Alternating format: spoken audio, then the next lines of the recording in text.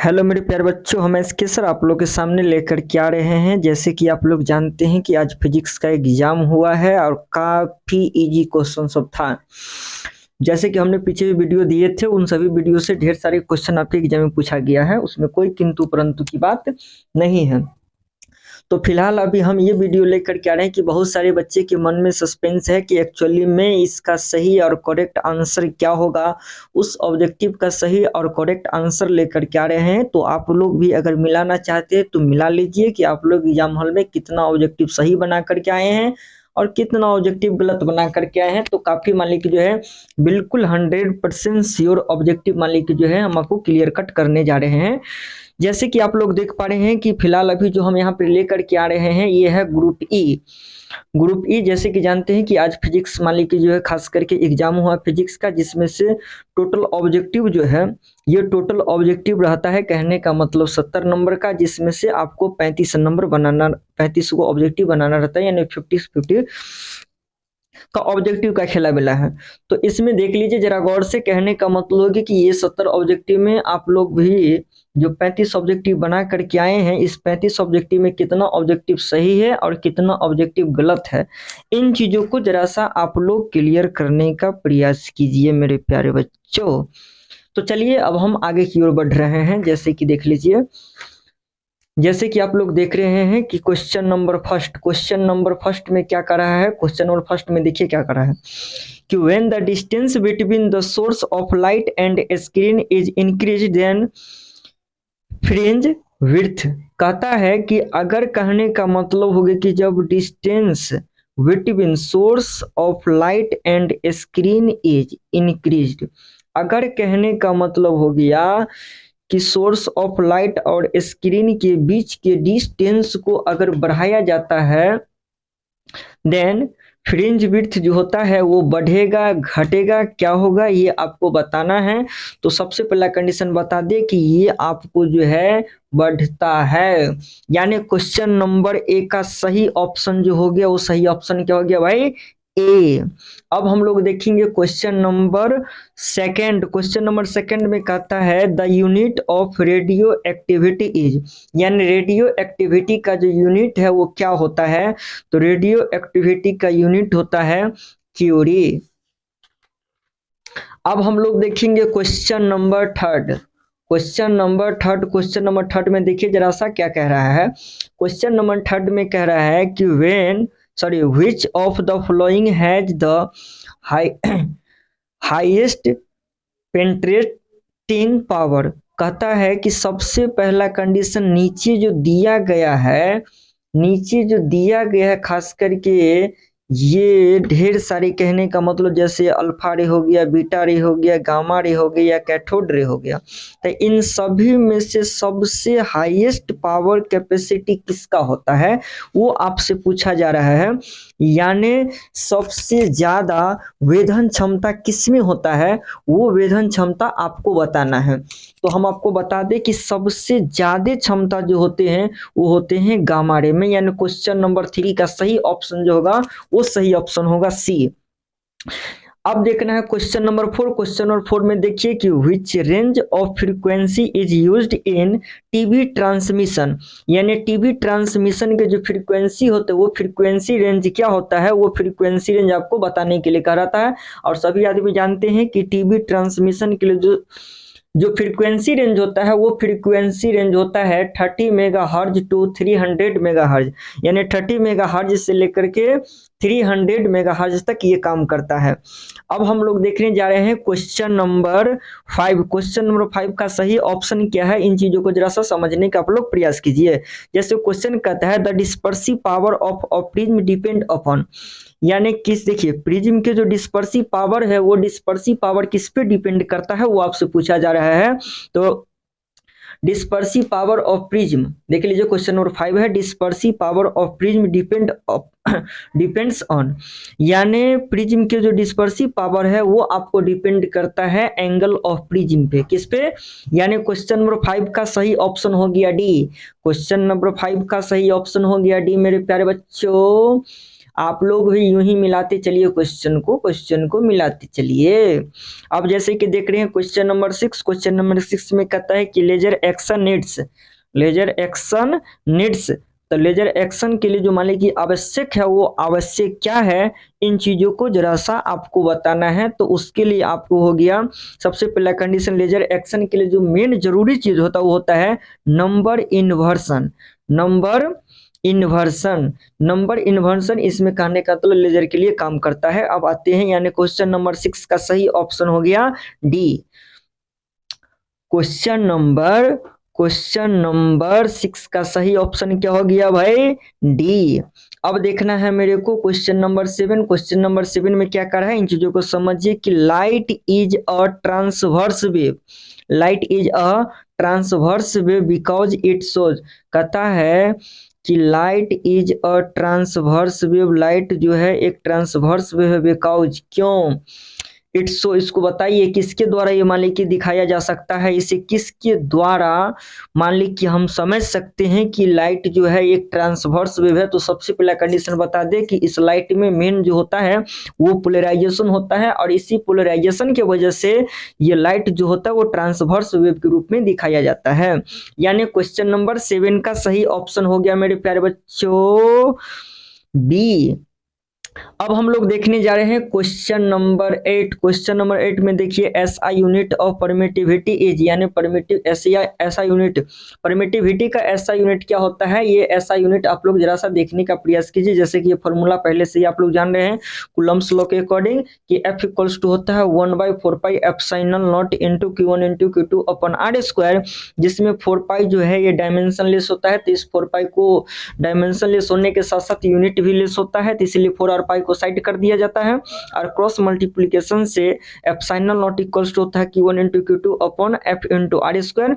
यानी यूं कह सकते हैं कि यहाँ से चार्ज के लिए कूलम्ब इंटू कूलम्ब, यानी कूलम्ब स्क्वायर, फोर्स के लिए न्यूटन, और डिस्टेंस के लिए मीटर स्क्वायर, यानी क्या कह सकते हैं कूलम्ब स्क्वायर पर न्यूटन पर मीटर स्क्वायर, यानी इनवर्स।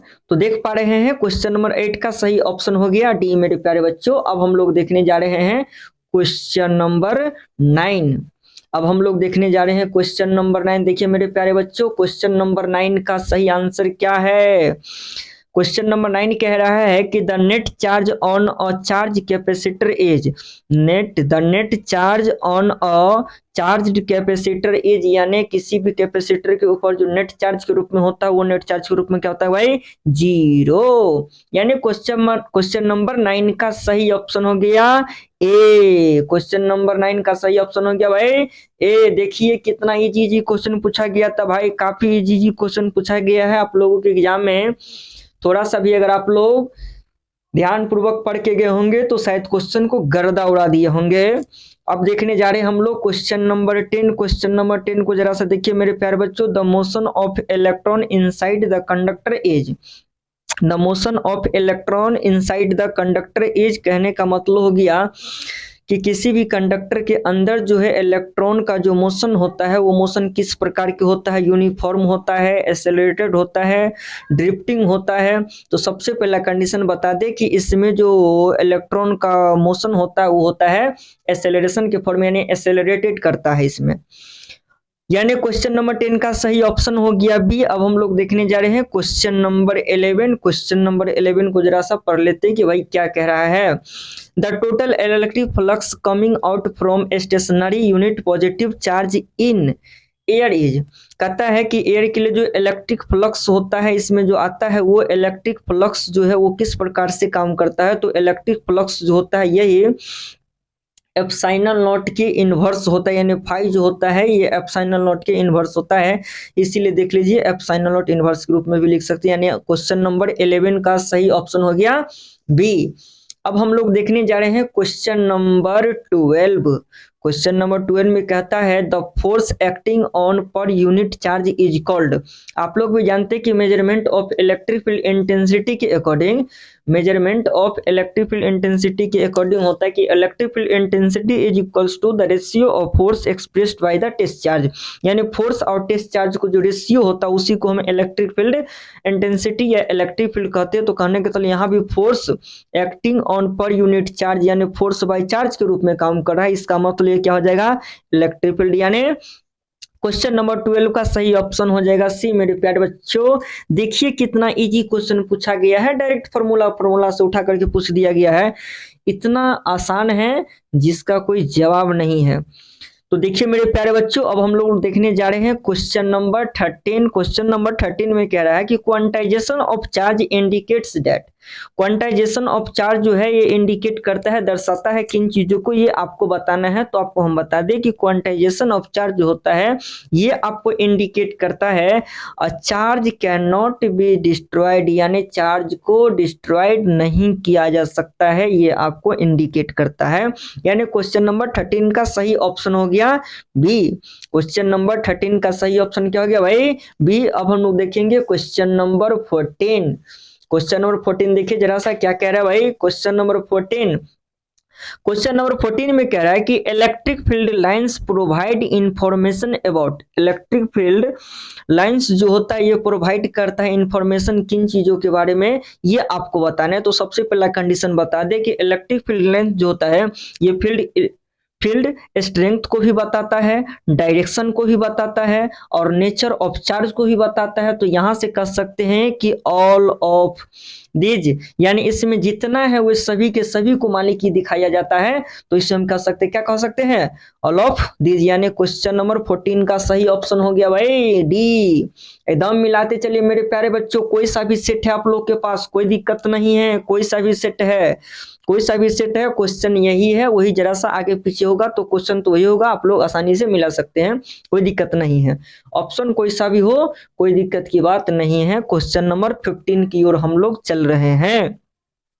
क्वेश्चन नंबर 15 में कह रहा है कि अ convex lens of focal length 40 centimetre and a concave lens of focal length 20 centimetre. यहाँ पे दो मान ली कि लेंस के रूप में है, एक है कहने का मतलब कन्वेक्स लेंस और दूसरा लेंस दिया गया है कनकेव लेंस। तो कन्वेक्स लेंस और कनकेव लेंस दोनों का कहने का मतलब आपको फोकल लेंथ दे दिया गया है, और इस कंडीशन में कह रहा है कि इन दोनों लेंस को कंबाइन करके तब उसका पावर बताइए कि वो पावर क्या होगा। तो आप लोग इसे निकाल करके देख सकते हैं कि बी का जो मान ली कि जो बी में जो ऑप्शन है -2.5, इन दोनों को जब हम कंबाइन करते हैं तो इसका जो पावर बनता है वो पावर बनता है -2.5 डायोप्टर के रूप में।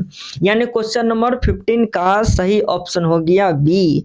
क्वेश्चन नंबर 16 हम लोग देखने जा रहे हैं। क्वेश्चन नंबर 16 में कहता है the reason for the phenomenon of interference is.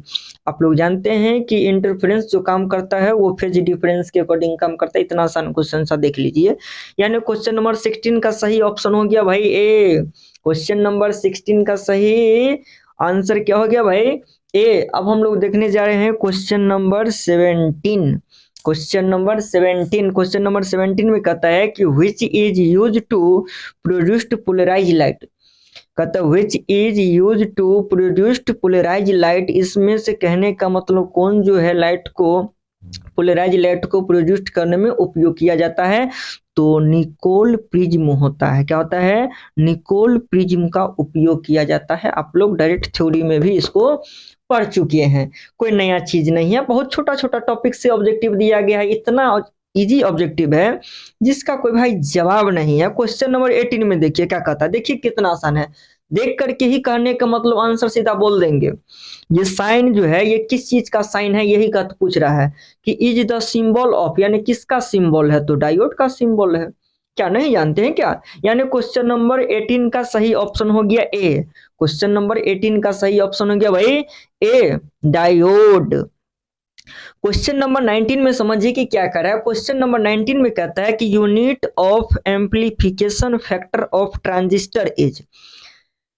Amplification factor of transistor का यूनिट क्या होता है ये आपको बताना है। तो सबसे पहला कंडीशन बता दे कि एम्प्लीफिकेशन फैक्टर ऑफ ट्रांजिस्टर का यूनिट होता ही नहीं है। और इसमें देख रही है वोल्ट दिया है, एम्पियर दिया है, ओम दिया है, कुछ भी यूनिट नहीं है इसमें से, इसलिए हम कह सकते हैं कि नो यूनिट। यहाँ पर जो भी है वोल्ट, एम्पियर, ओम, इसमें से कुछ भी नहीं है, इनका कहेंगे नो यूनिट। अब देख लीजिए हम लोग देखेंगे क्वेश्चन नंबर 20। क्वेश्चन नंबर 20 में क्या कहता है, इन चीजों को जरा सा हम लोग देखने जा रहे हैं। कह रहा है कि which one of the following logic gate is universal logic gate, यानी नीचे जो दिया गया है इस नीचे में से सभी में से कौन यूनिवर्सल लॉजिक गेट है, उस यूनिवर्सल लॉजिक गेट को आपको बताना है। तो आप लोग पहले से ही जानते हैं कि नंद गेट जो होता है उसी नंद गेट को ही हम यूनिवर्सल लॉजिक गेट भी कहते हैं। यानी क्वेश्चन नंबर 20 का सही ऑप्शन क्या हो जाएगा भाई, डी, नंद गेट। अब देखिए मेरे प्यारे बच्चों हम लोग देखेंगे क्वेश्चन नंबर 21। क्वेश्चन नंबर 21 में कहता है कि waves of UHF frequency are generally transmitted as, यानी इसमें UHF फ्रीक्वेंसी जो है ये जनरली कहाँ ट्रांसमिट किया जाता है वो आपको बताना है। तो वो आपको ट्रांसमिट हमेशा किया जाता है स्पेस वेव में। कहाँ भाई, स्पेस वेव में, कहने का मतलब इसका ट्रांसमिट किया जाता है। क्वेश्चन नंबर 21 का सही ऑप्शन डी। क्वेश्चन नंबर 21 का सही ऑप्शन क्या हो गया भाई, डी। अब हम लोग देखने जा रहे हैं क्वेश्चन नंबर 22। क्वेश्चन नंबर 22 में क्या कहता है, इन चीजों को जरा सा समझिए। द लॉ क्या कहता है, the law governing the force acting between two electric charge is known as, यानी दो इलेक्ट्रिक, जैसे मान लीजिए एक हो गया Q1 और दूसरा हो गया Q2, तो दो चार्ज के बीच के लिए जो फोर्स काम करता है तो उसी फोर्स को तो हम कूलम्बियन फोर्स कहते हैं। यानी किसी भी दो चार्ज के बीच के जो फोर्स काम करता है उसी चार्ज को हम क्या कहते हैं भाई, कूलम्बियन फोर्स। यानी क्वेश्चन नंबर 22 का सही ऑप्शन हो गया भाई डी। क्वेश्चन नंबर 22 का सही ऑप्शन क्या हो गया, डी। अब हम लोग देखने जा रहे हैं क्वेश्चन नंबर 23। और क्वेश्चन नंबर 23 में क्या कहता है मेरे प्यारे बच्चों, जरा सा आप लोग इसे समझने का प्रयास कीजिए। क्वेश्चन नंबर 23 में कहा जा रहा है the value of electric potential at a distance R from a point charge is. अब इसमें कहा जा रहा है कि सबसे पहला condition the value of electric potential, यानी इलेक्ट्रिक पोटेंशियल का जो वैल्यू है at a distance R from point charge is.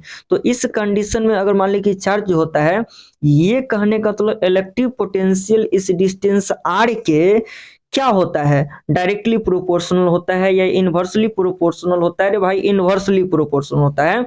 क्यों, क्योंकि इलेक्ट्रिक पोटेंशियल का फॉर्मूला ही क्या होता है कि V इक्वल्स टू होता है Q/4πε0 यहाँ पे Q/4πε0 जो है ये कांस्टेंट के रूप में हो जाता है और V जो है इनवर्सली प्रोपोर्शनल हो जाता है किसके, 1/r के। यानी डिस्टेंस की ये पोटेंशियल जो होता है, डिस्टेंस के ये पोटेंशियल जो होता है इलेक्ट्रिक पोटेंशियल, ये इनवर्सली प्रोपोर्शनल होता है। यानी यहाँ पे कह सकते हैं क्वेश्चन नंबर 23 का सही ऑप्शन क्या हो जाएगा भाई, बी। क्वेश्चन नंबर 23 का सही ऑप्शन क्या हो गया भी, यानी इनवर्सली प्रोपोर्शनल टू आर होगा। Yes yes yes. अब हम लोग देखने जा रहे हैं क्वेश्चन नंबर 24 जो कि काफी इजी क्वेश्चन सब है मेरे प्यारे बच्चों। केवल और केवल जरा सही आप लोग को ध्यान पूर्वक देखने की जरूरत है। खैर देखिए मेरे प्यारे बच्चों, बहुत ही प्यारे प्यारे सा क्वेश्चन है जिसे आप लोग मजे से समझ सकते हैं। देखते हैं क्वेश्चन नंबर 24 में कहता है the relation between the drift velocity, हा ये तो फॉर्मूले डायरेक्ट था भाई ना। The relation between drift velocity and applied electric field E of a conductor is, यानी ड्रिफ्ट वेलोसिटी और इलेक्ट्रिक फील्ड तो जानते ही हैं कि ड्रिफ्ट वेलोसिटी जो होता है डायरेक्टली प्रोपोर्शनल होता है इलेक्ट्रिक फील्ड के। यानी कह सकते हैं कि यहाँ पर इसका सही ऑप्शन क्या हो जाएगा भाई, ए। सही ऑप्शन क्या हो जाएगा भाई, ए। अब देखिए जरा गौर से क्वेश्चन नंबर 25 देख लीजिए कितना ज्यादा इजी क्वेश्चन है। कहता है कि 64 identical drops each of capacity 5 microfarad combine to form a big drop, यानी 64 identical drop each of capacity 5 microfarad यानी 64 जो है यहाँ पे कैपेसिटर है और प्रत्येक का कैपेसिटी दिया हुआ है 5 माइक्रोफैराड। और तब कहता है इन सभी को कंबाइन करने के लिए एक ब्रेड ड्रॉप क्लिप में। और तब कहता है कि what will be the capacity of big drop, यानी बड़े वाले ड्रॉप के लिए कैपेसिटी क्या होगा, वो कैपेसिटी बनाना है। तो ये चीज हम इससे पहले जो वीडियो बताए हुए हैं उसमें भी आप लोग देख सकते हैं, क्वेश्चन हम बताए हुए हैं। इसका जो सही ऑप्शन हो जाएगा वो कितना निकलता है, 20 माइक्रोफैराड निकलता है मेरे प्यारे बच्चों। और अब हम लोग देखने जा रहे हैं क्वेश्चन नंबर 26। क्वेश्चन नंबर 26 में देखते हैं कि भाई क्या कह रहा है। क्वेश्चन नंबर 26 में क्या कहा जा रहा है, इन चीजों को जरा सा समझ लेते हैं। What is mainly measured by potentiometer. देखिए यार इसमें क्या कह रहा है, सवाल कुछ पूछा गया क्या। पोटेंशियोमीटर का उपयोग किस चीज को मापने में किया जाता है, तो पोटेंशियल डिफरेंस को। पोटेंशियल डिफरेंस को, यानी क्वेश्चन नंबर 26 का सही ऑप्शन हो गया भाई सी। क्वेश्चन नंबर 27 देखने जा रहे हैं। क्वेश्चन नंबर 27 में क्या कहता है समझिए कि if the distance between the two charges is increased, कहता है कि if the distance between two charge, यानी दो चार्ज के बीच के डिस्टेंस को अगर इंक्रीज किया जाता है, then the electrostatic potential energy of charge, जैसे ही दो चार्ज के बीच के डिस्टेंस को अगर इंक्रीज किया जाएगा तब उसके मान ले कि इलेक्ट्रिक पोटेंशियल एनर्जी क्या होगा, बढ़ेगा, इंक्रीज करेगा, डिक्रीज करेगा, या इंक्रीज डिक्रीज दोनों करेगा, या रिमेन्स द सेम रहेगा, ये आपको बताना है। तो सबसे पहला कंडीशन बता दे कि जैसे जैसे इसका डिस्टेंस बढ़ेगा वैसे वैसे इलेक्ट्रोस्टैटिक पोटेंशियल एनर्जी क्या होगा, घटेगा। यानी यूं कह सकते हैं 27 का सही ऑप्शन क्या हो गया भाई, ए। क्वेश्चन नंबर 27 का सही ऑप्शन क्या हो गया, ए। अब हम लोग देखने जा रहे हैं क्वेश्चन नंबर 28। क्वेश्चन नंबर 28 में क्या कहता है, इन चीजों को जरा सा समझ लीजिए मेरे प्यारे बच्चों। अब देखिए जरा सा क्या कहता है कि 2 रेसिस्टर R एंड 2R, यानी 2 रेसिस्टर है जिसमें से एक रेसिस्टर का मान दिया है R और दूसरे का दिया हुआ है 2R। R connected in series, और दोनों को किस में कनेक्ट किया गया है, सीरीज के रूप में कनेक्ट किया गया है। इन एन इलेक्ट्रिक सर्किट, किसी भी सर्किट में, the thermal energy developed in R and 2R will be in ratio. तब कहता है कि इन दोनों के लिए जो रेशियो होगा वो रेशियो क्या होगा, तो R एंड 2R, तो R एंड 2R का जो रेशियो निकालेंगे तो वैसा ही क्लियर हो रहा है भाई, R/2R यानी क्या हो जाएगा, 1:2 के रूप में आएगा, 1:2 के रूप में आएगा। यानी क्वेश्चन नंबर 28 का सही ऑप्शन हो गया भाई ए। क्वेश्चन नंबर 28 का सही ऑप्शन क्या हो गया, ए। अब हम लोग देखने जा रहे हैं क्वेश्चन नंबर 29। क्वेश्चन नंबर 29 में कहता है कि when current in a coil changes from 5 ampere to 2 ampere in 0.1 second, then average voltage of 50 volt is produced, the self inductance of the coil is. तब कहता है कि इसमें जो सेल्फ इंडक्टेंस ऑफ कॉइल जो है उसका मान कितना होगा, तो आप लोग इसे तोड़ करके देख सकते हैं। वैसे मेरे को पता है कि 1.67 हेनरी के रूप में आता है, यानी क्वेश्चन नंबर 29 का सही ऑप्शन हो जाएगा 1.67 हेनरी। अब हम लोग देखने जा रहे हैं क्वेश्चन नंबर 30। क्वेश्चन नंबर 30 में क्या कहता है जरा सा समझ लेते हैं। The concept of secondary wavelets was given by, concept of secondary wavelets was given by, यानी सेकेंडरी वेवलेट्स के लिए जो मान लीजिए दिया जाता है कॉन्सेप्ट, वो किसके आधार पे दिया जाता है, तो वो दिया जाता है हाइजेंस के द्वारा। आप लोग भी हाइजन प्रिंसिपल पढ़े हैं, हाइजन प्रिंसिपल में 2 नियम भी पढ़े हैं, तो वहाँ पे देख चुके हैं कि इस सेकेंड वेवलेट्स जो था, यानी हाइजन प्रिंसिपल के लिए 2 नियम था, मान लीजिए वेव के लिए खास करके फर्स्ट लॉ और सेकेंड लॉ, जिसमें एक में एंगल को हमने प्रूव किए थे और दूसरा में यही हाइजन प्रिंसिपल आया था जिसमें सेकेंड लॉ को दिया गया है। यानी क्वेश्चन नंबर 30 का सही ऑप्शन हो गया सी। अब हम लोग देखने जा रहे हैं क्वेश्चन नंबर 31। क्वेश्चन नंबर 31 में क्या कहता है, इन चीजों को समझिए। कहता है कि in photoelectric effect the photoelectric current is independent of, यानी इसमें जो फोटो इलेक्ट्रिक करंट होता है वो इंडिपेंडेंट होता है। किसके इंडिपेंडेंट होता है वो आपको बताना है। तो सबसे पहला कंडीशन बता दे कि फ्रीक्वेंसी ऑफ इंसिडेंट लाइट के ये क्या होता है, इंडिपेंडेंट होता है। यानी यूं कह सकते हैं क्वेश्चन नंबर 31 का सही ऑप्शन हो गया डी। क्वेश्चन नंबर 31 का सही ऑप्शन क्या हो गया मेरे प्यारे बच्चों, डी। अब हम लोग देखेंगे क्वेश्चन नंबर 32। क्वेश्चन नंबर 32 का सही ऑप्शन क्या है, इन चीजों को जरा सा हम लोग पता करते हैं। उससे पहले जरा सा क्वेश्चन को पढ़ लेते हैं। In visual spectrum which colour has larger wavelength, इन सभी कलर में से किसका मान ली कि वेवलेंथ सबसे ज्यादा होगा, ये आपको बताना है स्पेक्ट्रम पर।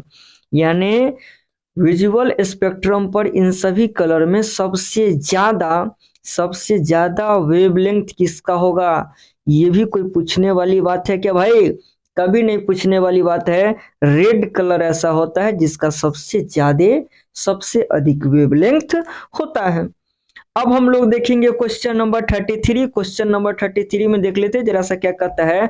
The nucleus of any atom is made of, यानी न्यूक्लियस ऑफ एनी एटम, किसी भी एटम का जो न्यूक्लियस होता है वो बनता है किसके आधार पे, किसी भी एटम का जो न्यूक्लियस होता है वो किसके आधार पे बनता है मेरे प्यारे बच्चों, तो ये दो चीजों के आधार पे बनता है। आप लोग को हमने कई बार जिक्र भी कर चुके हैं कि किसी भी न्यूक्लियस में जो पाया जाता है वो न्यूक्लियस में क्या क्या चीज पाया जाता है, तो उस न्यूक्लियस के अंदर दो ही चीज पाया जाता है, वो होता है प्रोटॉन और न्यूट्रॉन, जानते ही है। और उसमें इलेक्ट्रॉन होता नहीं, क्योंकि इलेक्ट्रॉन जो होता है वो इलेक्ट्रॉन आपको ऑर्बिटल पाथ पे होता है।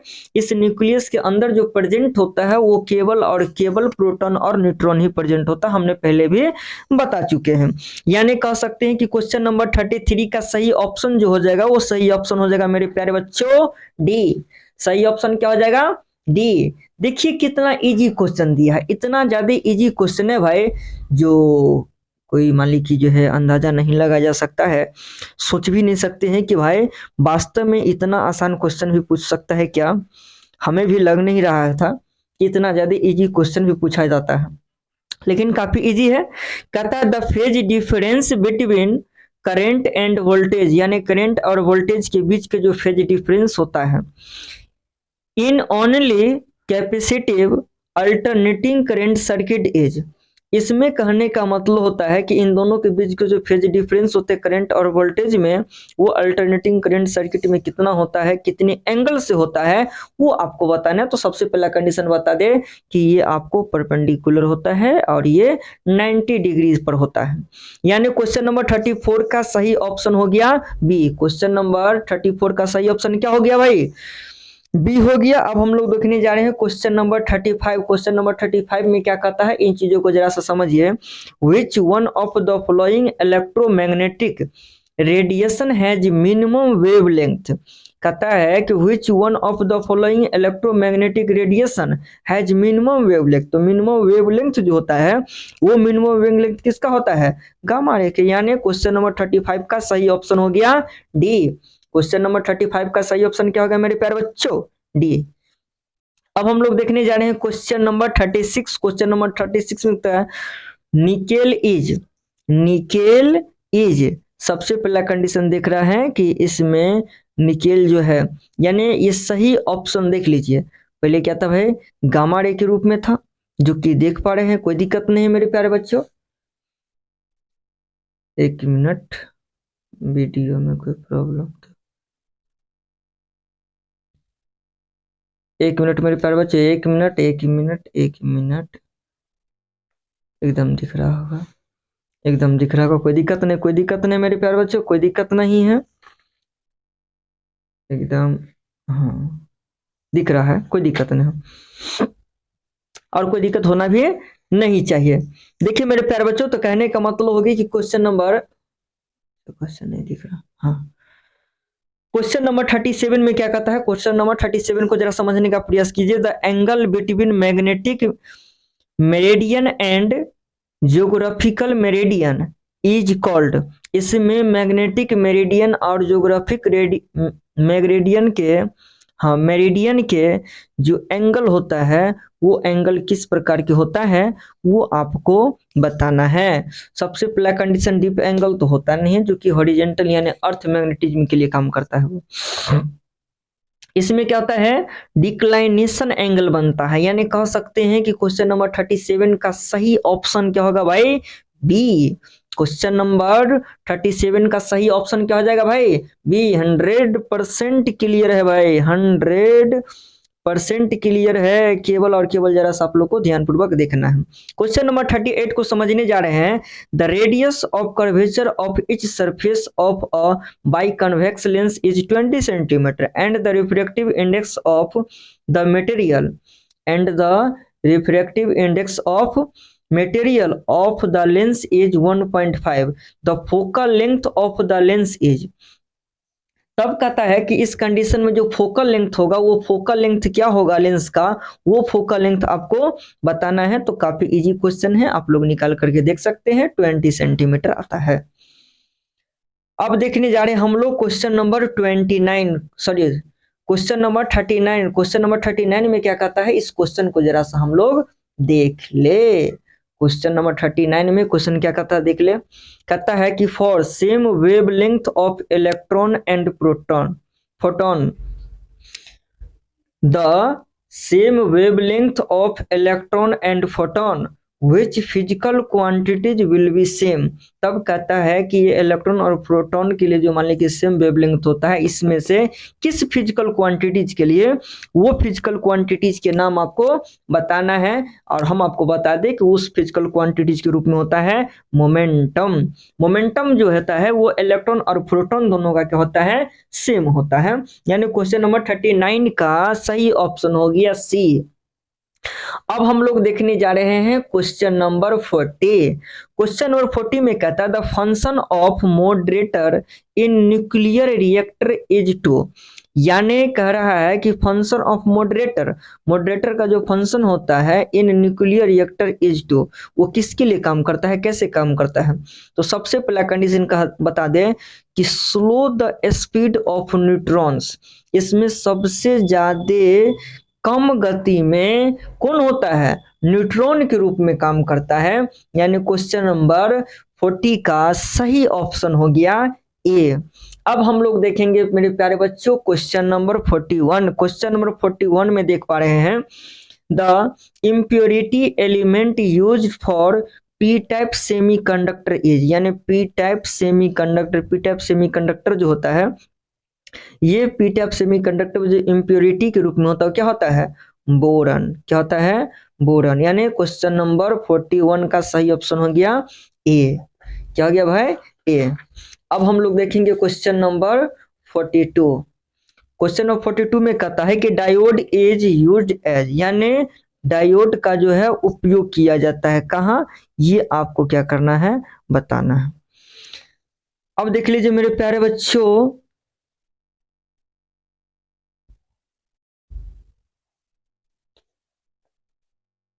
एक मिनट, क्या हो रहा है भाई, कैमरा के माइक गड़बड़ा रहा है, डाउन नहीं क्या। एक मिनट मेरे प्यारे बच्चों, जरा सा माइक में कुछ प्रॉब्लम आ रहा है। चलिए ठीक है, ठीक है, जरा सा चार्जिंग कम है इसी वजह से हो रहा है। हाँ, इसीलिए से हो रहा है। देखिए, चलिए देख पा रहे हैं। कहता है spherical mirror is emerged in water, it's focal length will. कहता है कि अगर किसी स्फेरिकल मिरर में इमर्ज्ड इन वाटर, इसको इमर्ज किया जाता है वाटर में, तो इस कंडीशन में जो है ये स्फेरिकल मिरर क्या होता है, डिक्रीज करता है, इंक्रीज करता है, या रिमेन्स सेम रहता है, या नन ऑफ दीज, किस फॉर्म में करता है। सबसे पहला कंडीशन बता दे कि जैसे ही स्फेरिकल मिरर को अगर पानी में हम कहने का मतलब वाटर में इमर्ज करेंगे तो इस कंडीशन में क्या होता है, ये बढ़ जाता है। क्या होता है, बढ़ जाता है।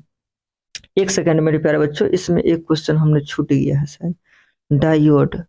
एक सेकंड है, diode is used as, diode is mic के चक्कर में जैसे हो गया, diode is used as diode जो है, ये डायोड जो है कहने के लिए इसका उपयोग कहाँ किया जाता है? रेक्टिफायर में। डायोड का उपयोग कहाँ किया जाता है? रेक्टिफायर में। तो सबसे पहला कंडीशन बताते हैं 42 का सही ऑप्शन हो गया डी। 42 का सही ऑप्शन क्या हो गया भाई? डी। एंड 43 का सही ऑप्शन क्या हो जाएगा? बी। क्योंकि इसको जैसे ही मान ली कि जो है वाटर में रखा जाएगा तो ये वाटर में रखने का क्या हो जाएगा? इंक्रीज कर जाएगा। वाटर में रखने के बाद क्या हो जाएगा? इंक्रीज कर जाएगा। अब हम लोग देखेंगे क्वेश्चन नंबर 44। क्वेश्चन नंबर 44 में क्या कहता है? The coefficient of reflection for total internal reflection will be. सबसे पहला कंडीशन कहता है कि coefficient of reflection for total internal reflection will be. Total internal reflection कितना होता है? 1 होता है, जानते ही है, ये कोनो नया बात नहीं है, कोई नया बात नहीं है मेरे प्यारे बच्चों। क्वेश्चन नंबर 45 को हम लोग अब देखने जा रहे हैं। The final image formed by a terrestrial telescope is. Terrestrial telescope कहता है कि फाइनल टेरेस्ट्रियल टेलीस्कोप जो है वो इमेज बनाता है फाइनल। किस प्रकार की इमेज बनाता है फाइनल इमेज, वो आपको बताना है। तो सबसे पहला कंडीशन बता दें कि टेरेस्ट्रियल टेलीस्कोप में जो है वर्चुअल भी होता है, इन्वर्टेड भी होता है, और इसके साथ कंपेयर टू ऑब्जेक्ट भी होता है। बात समझिए ना, यानी यूं कह सकते हैं कि इसका सही ऑप्शन क्या हो गया भाई? ए। क्वेश्चन नंबर 45 का सही ऑप्शन ए। अब हम लोग देखने जा रहे हैं क्वेश्चन नंबर 46। क्वेश्चन नंबर 46 क्या कहता है, इन चीजों को जरा सा समझते हैं। क्वेश्चन नंबर 46 में कहता है कि for resonance condition in any LCR circuit, किसी भी एलसीआर सर्किट के लिए जो रिजोनेंस कंडीशन है, the phase difference between applied voltage and current is.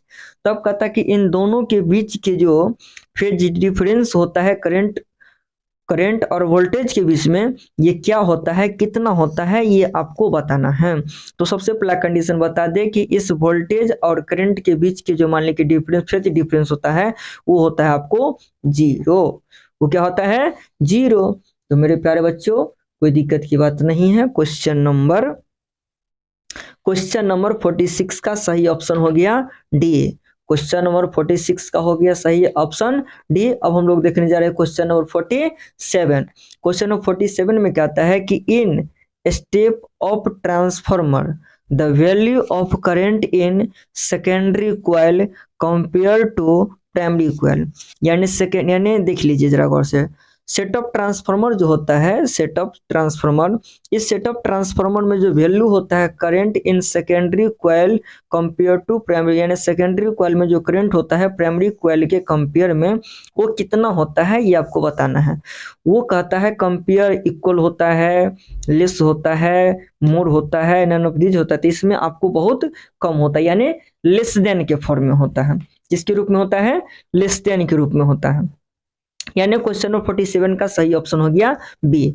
अब हम लोग देखने जा रहे हैं क्वेश्चन नंबर 48। क्वेश्चन नंबर 48 में कहता है कि एक्स रेज आर, यानी एक्स रेज जो है कैसा है, तो वो कहने का मतलब एक इलेक्ट्रोमैग्नेटिक वेव है। यानी क्वेश्चन नंबर 48 का सही ऑप्शन हो गया डी। क्वेश्चन नंबर 48 का सही ऑप्शन क्या हो गया? डी। अब हम लोग देखने जा रहे हैं question number 49।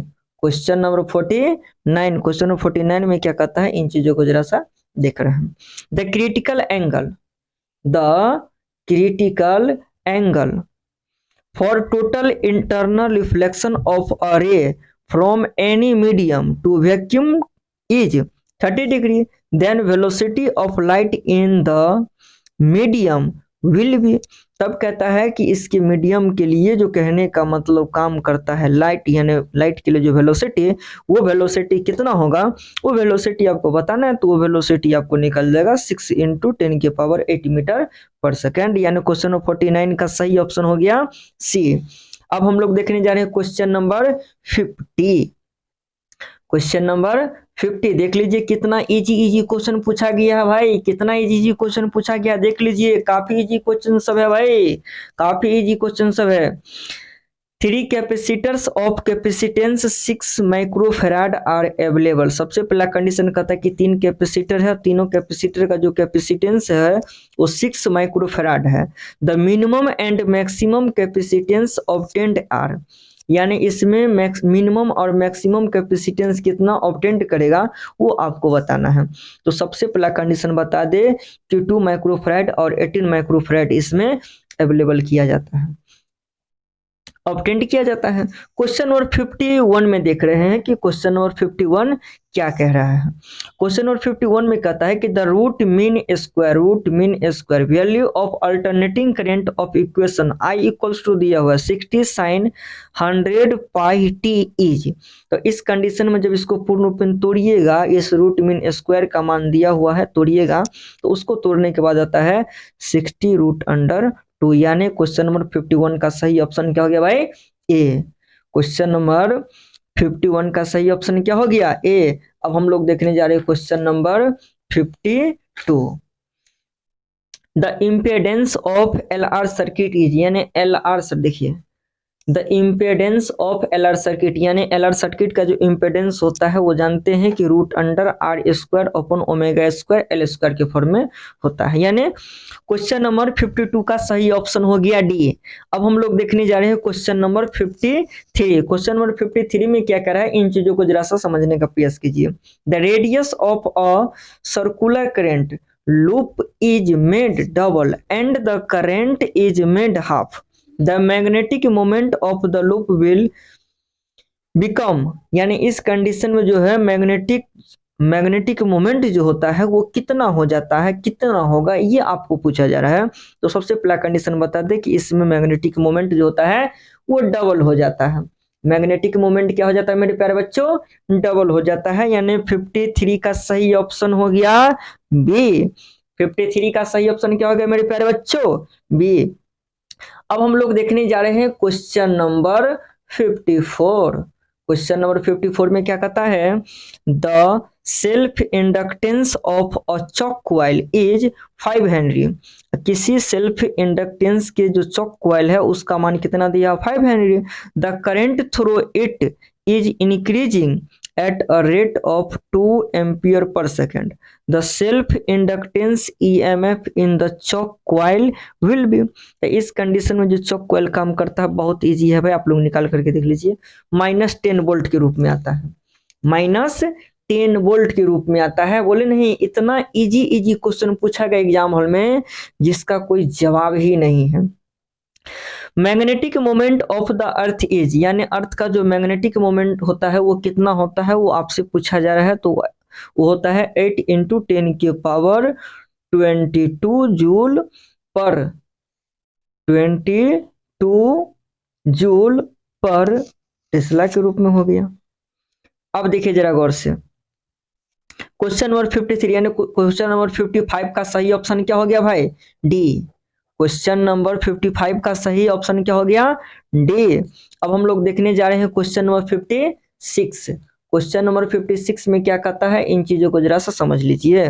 The phase difference between electric wave and magnetic wave in the electromagnetic wave is, the phase difference between electric wave and magnetic wave in the electromagnetic wave is, कितना होता है भाई? कितना होता है? आप लोग भी इसे जानते हैं, बहुत ही इजी सा आसान सा क्वेश्चन है, इसमें कोई किंतु परंतु की बात नहीं है, जैसे कि आप लोग जानते हैं। शून्य के रूप में होता है, किसके रूप में होता है? शून्य के रूप में होता है, ऑलरेडी पहले से क्लियर है, उसमें कोई किंतु परंतु की बात नहीं है।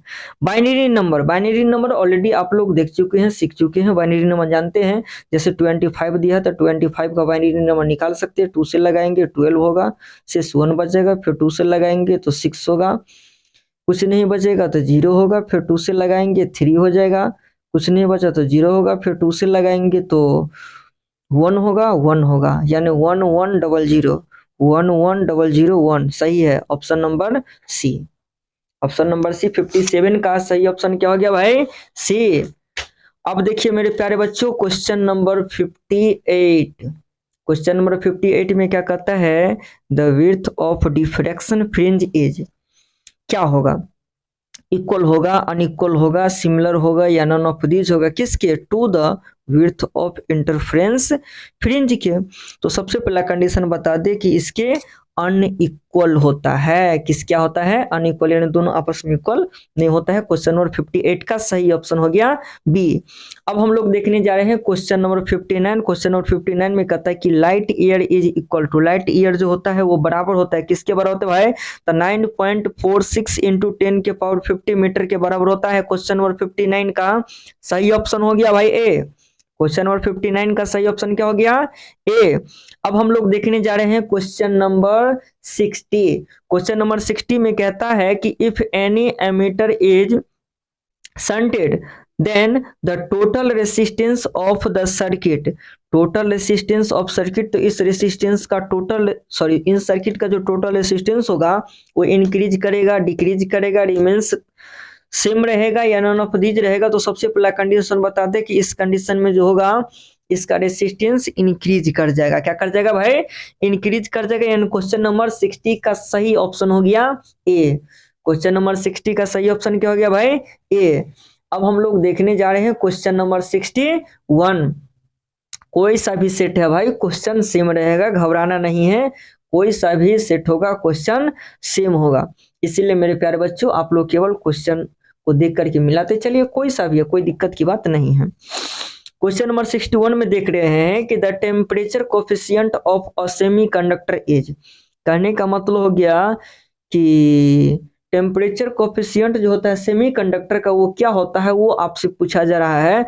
तो किसी भी सेमीकंडक्टर का जो टेम्परेचर कोफिशिएंट होता है वो हमेशा आपको नेगेटिव होता है। कैसा होता है? नेगेटिव होता है। यानी क्वेश्चन नंबर 61 का सही ऑप्शन हो गया बी। मेरे प्यारे बच्चों देखिए कितना आसान सा क्वेश्चन सब पूछा गया है, डायरेक्ट टॉपिक से पूछा गया है। इतना इजी क्वेश्चन है फिर भी बच्चे के दिमाग बिजी हो जाता है, बहुत ही दुखद बात है मेरे प्यारे बच्चों। वैसे हमको उम्मीद है कि आप लोगों को दिमाग बिजी नहीं हुआ होगा।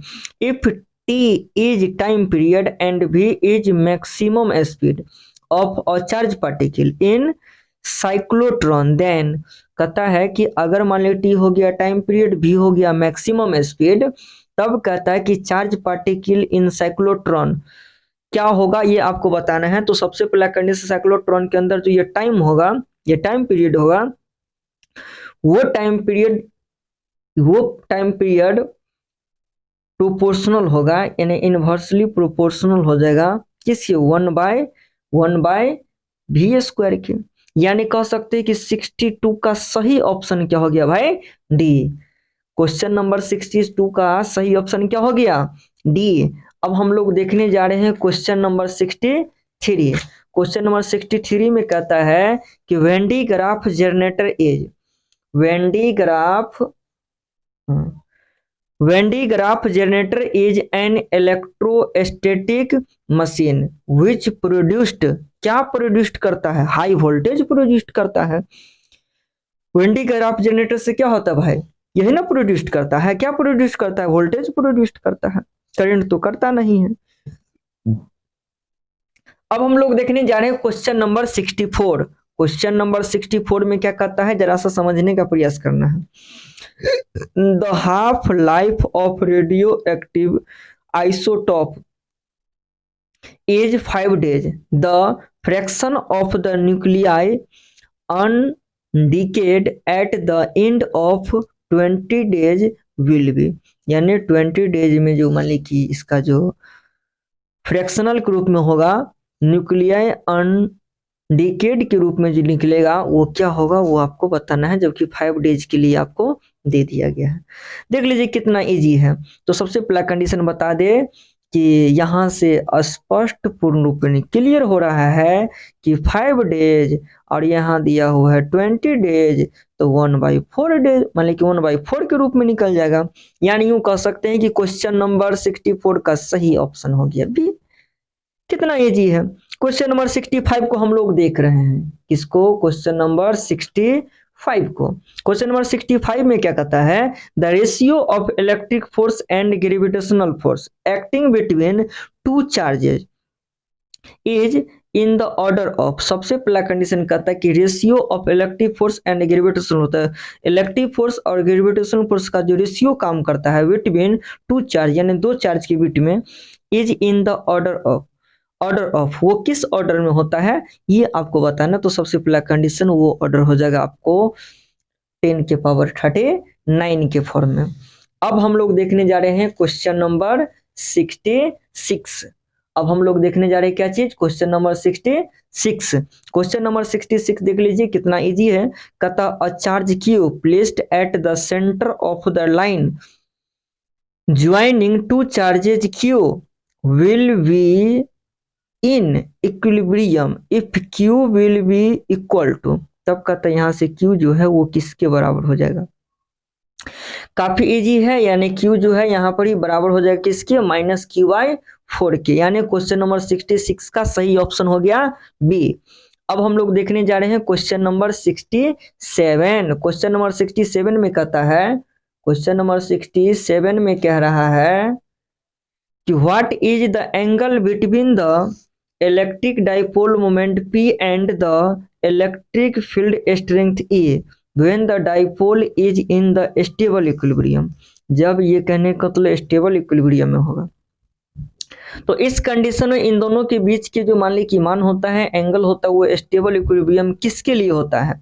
जबकि उन्होंने बताए थे कि इलेक्ट्रिक फील्ड में जो डाइपोल रोटेट करता है तो कब स्टेबल होता है और कब स्टेबल अनस्टेबल होता है, ये चीज हमने पहले ही बता चुके हैं। और यहाँ पर ये स्टेबल इक्विलिब्रियम के लिए कहा जा रहा है। तो स्टेबल इक्विलिब्रियम के लिए कितना हो जाएगा भाई, स्टेबल इक्विलिब्रियम के लिए कितना हो जाएगा, π/2 के रूप में हो जाएगा, यानी 90 डिग्री के रूप में हो जाएगा। किसके रूप में, जब ये इलेक्ट्रिक फील्ड इलेक्ट्रिक डाइपोल के परपेंडिकुलर होगा तो ये स्टेबल काम करेगा। अब हम लोग देखने जा रहे हैं question number 68। Question number 68, question number 68 में क्या कहता है, इन चीजों को जरा सा समझते हैं।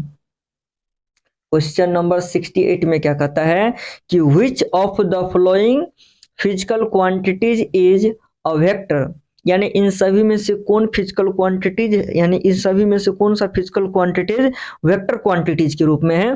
तो इलेक्ट्रिक फ्लक्स होगा नहीं, इलेक्ट्रिक पोटेंशियल होगा नहीं, इलेक्ट्रिक पोटेंशियल होगा नहीं, ये होगा इलेक्ट्रिक इंटेंसिटी, यानी इलेक्ट्रिक इंटेंसिटी का वेक्टर क्वांटिटीज के रूप में होगा। अब देखने जा रहे हैं हम लोग question number 69। Question number 69, question number 69 भी काफी इजी क्वेश्चन है, उसमें कोई किंतु परंतु की बात नहीं, डायरेक्ट मान पुट कीजिए, आंसर निकाल दीजिए।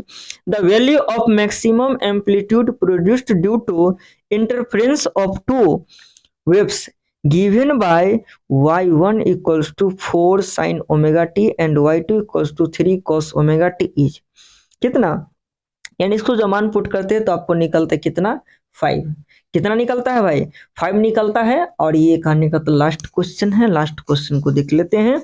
यहाँ से आपको हमने A to Z क्वेश्चन का सही आंसर दे चुके हैं। आप लोग इसे मिला सकते हैं, अंदाजा लगा सकते हैं कि हमने कितने क्वेश्चन को सही बना करके आए हैं और कितने क्वेश्चन को गलत बना करके आए हैं, क्योंकि यहाँ से पहले से आप क्लियर हो सकते हैं, कंफ्यूजन दूर कर सकते हैं, ताकि बाद में ये कंफ्यूजन नहीं रहे कि मेरे को नंबर कम दे दिया, ज़्यादा दे दिया।